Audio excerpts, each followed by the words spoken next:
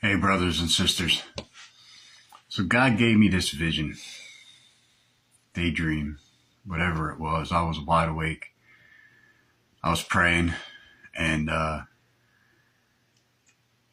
so it was a veil. Do you know when you're watching TV and they want to blur something out? You see the colors and the movement, but you can't see what's on the other side. That's what I saw. And at first I had no idea what was on the other side. And then all of a sudden I knew it was the lake of fire. And then right before, I knew there was people on the other side, but I didn't know who they were at first. And then all of a sudden the understanding came upon me. It was my family, friends, people that I've known, people that I've met, people that I worked with, just people that were close to me my whole life. And in one voice, they all spoke together. And they said, "You knew this was real, and you didn't try to tell us.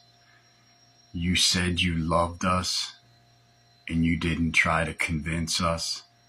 And then immediately I was awake.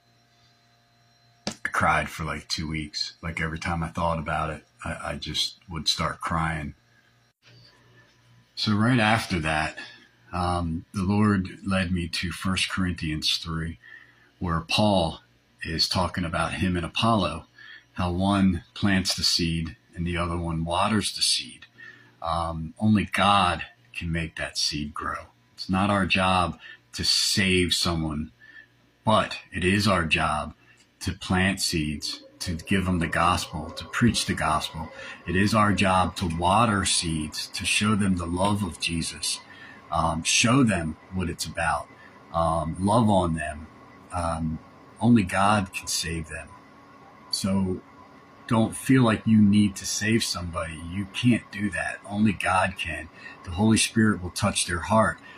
But it is your responsibility to plant seed and water seed.